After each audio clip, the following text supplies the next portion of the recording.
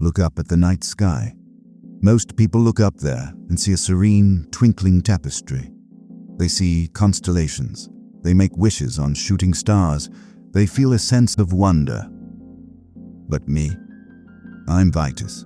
I've spent my entire life looking into that abyss, studying the math and the physics of the cosmos, and let me tell you the ugly truth. Space is terrifying. It's a frozen, irradiated, indifferent void. It doesn't care about our flags, our politics, or our bravery. The slightest miscalculation up there doesn't just result in a failed mission. It means you boil alive in your suit, or you freeze into a solid block of ice in the dark. And yet, we keep sending people up. I want to take you back to a very specific, very dark chapter of this whole endeavor. We aren't going to talk about the glorious triumphs of humanity today. We're going to talk about the blood on the launch pad. Because behind the pristine white spacesuits, the ticker tape parades, and the smiling press photos, there is a terrifying history of men sent straight into the meat grinder. They were sent on missions shaped by intense political pressure during the space race, and plenty of those missions ended horribly. The year is 1967. The space race is running red hot. The United States and the Soviet Union are essentially in a global staring contest, pouring billions of dollars into rockets, desperate to prove whose ideology is superior by reaching the moon first. For the Soviets, the pressure was reaching a boiling point. It was the 50th anniversary of the Bolshevik Revolution. The Soviet leadership demanded a high-profile mission to mark the anniversary. More than just a launch. They wanted a circus act in the stars.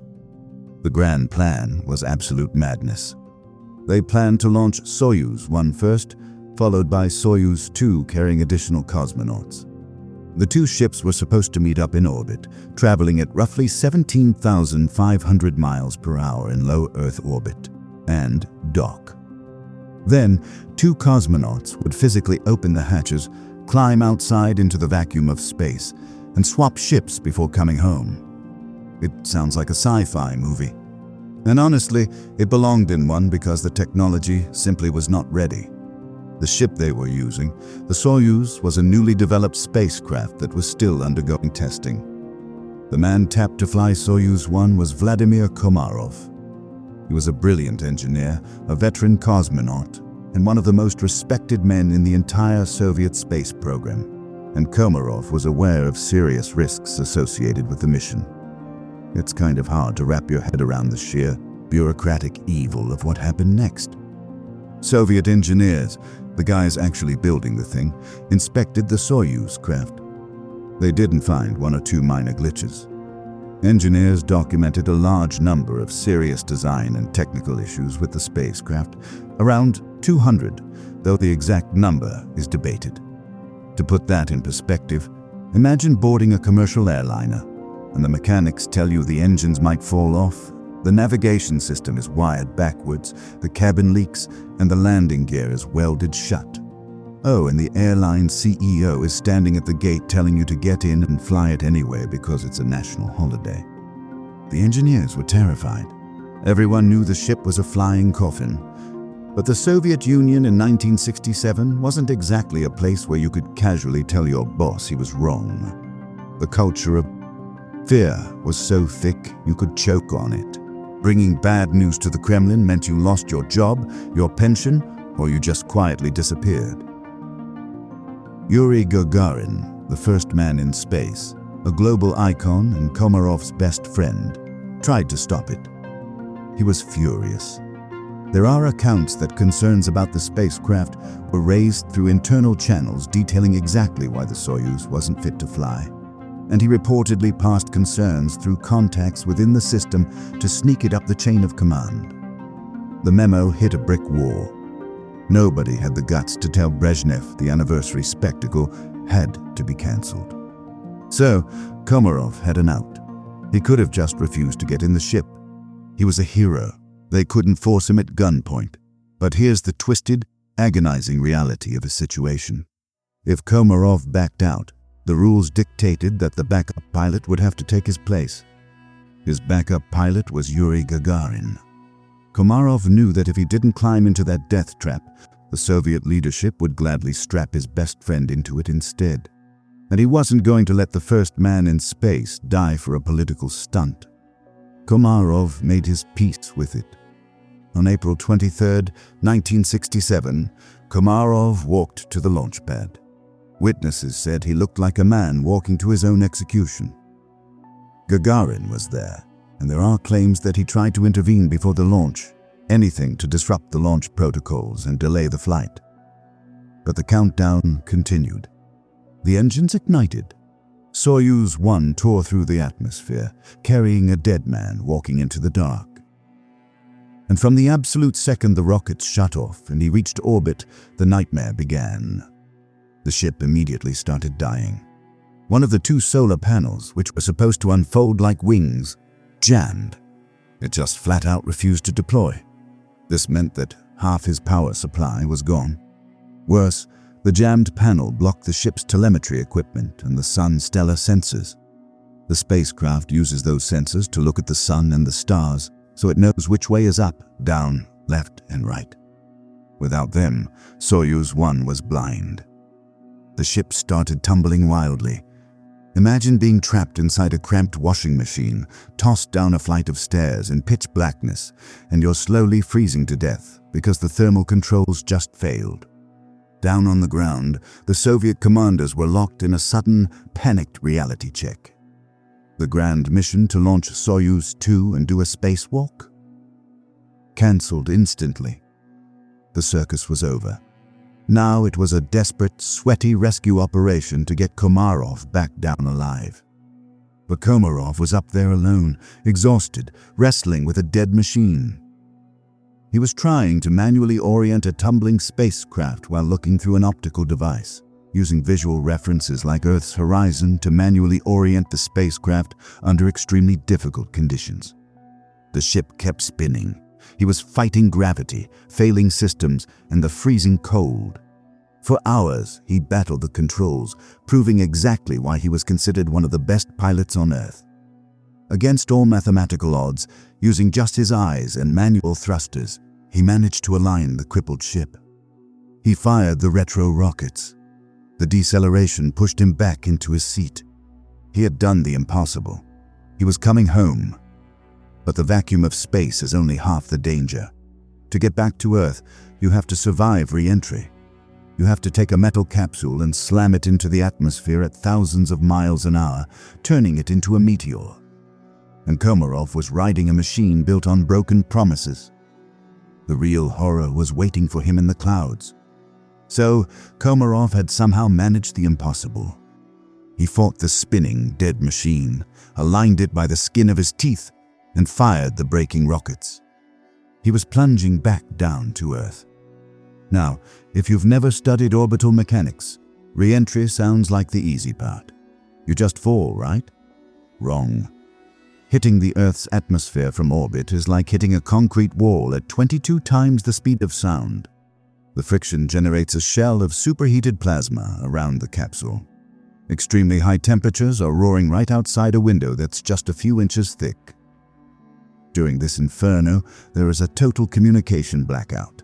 The plasma blocks all radio signals. You are entirely, terrifyingly alone in a screaming ball of fire. Down at Soviet Mission Control, they were holding their breath. The radar showed his trajectory was good. He was surviving the heat. He was falling toward the steps of Orenburg. The worst, they thought, was finally over. But all that brilliant piloting, all that superhuman effort to bring a broken ship home, it didn't mean a damn thing. Because the politicians and the bureaucrats who rushed this mission had planted a time bomb right above his head. The parachute system. Here's the thing about spacecraft parachutes.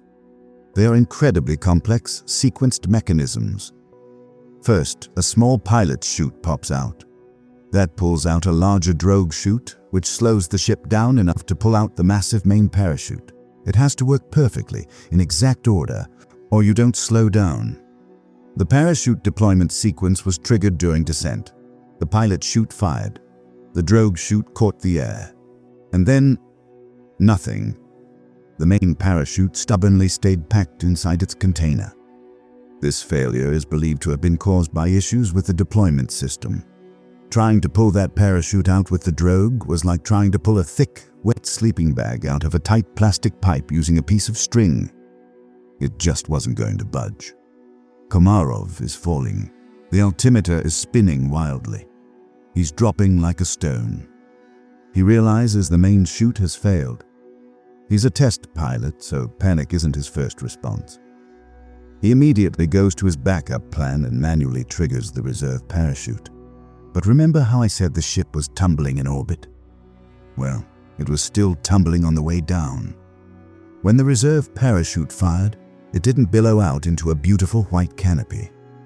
Instead, it wrapped itself into a useless, tangled knot around the drogue chute that was still trailing behind the ship. It was over.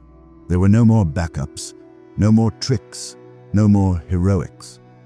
Vladimir Komarov was locked in a 2.5-ton metal bell descending at a high and ultimately fatal speed.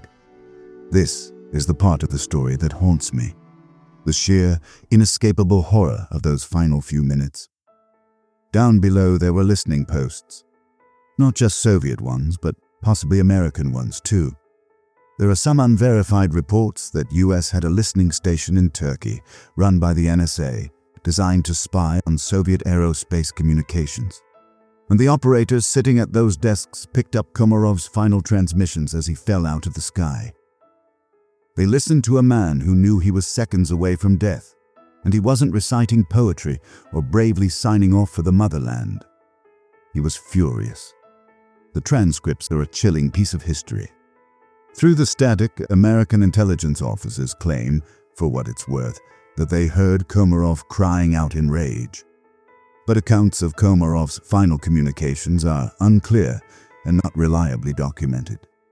There are claims he was openly cursing the engineers who built a faulty ship and the political leadership who forced him to fly it. He knew exactly who murdered him, and he spent his last breaths letting them know it. He hit the ground with the force of a massive meteorite.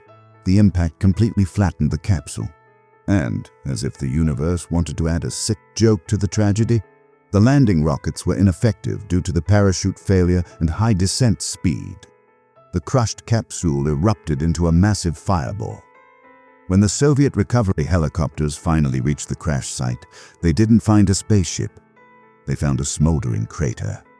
The metal was burning so hot that the rescue crews had to shovel dirt onto the wreckage just to get close enough. They were looking for a hatch, a sign of life, a body. They found almost nothing. The fire had burned so fiercely that Komarov was essentially cremated on the step. Only limited human remains were recoverable from the crash. They rushed his remains back to Moscow, and the Soviet leadership, the very men who had condemned him to this fate, tried to spin it. They announced he had died a hero's death, a pioneer of the stars. They prepared a grand state funeral with all the pomp and circumstance they could muster. The photos from that funeral are hard to look at. Top Soviet military officials, covered in medals, standing around a velvet-lined coffin. And inside that coffin, it isn't a sleeping hero. It's a charred, black, irregular lump of remains. Yuri Gagarin was devastated. He was reportedly so consumed by guilt and anger that he wanted to physically confront Brezhnev himself. Gagarin died less than a year later during a training flight. Space exploration is always painted as this noble, romantic quest for knowledge. And sure, it is. But it's also a graveyard of good men and women. We look at the moon, we look at Mars, and we dream of what's next. We forget that the stepping stones to those worlds are paved with tragedies like Soyuz 1. Komarov wasn't killed by the vacuum of space. He wasn't killed by the heat of re-entry. He was killed by hubris. By men who thought they could bully physics and intimidate engineering to meet a holiday deadline. Next time you look up at the stars, maybe don't just look for the constellations. Take a second to remember the ghosts in the dark. The ones who knew they weren't coming back, but climbed into the capsule anyway, just to save a friend.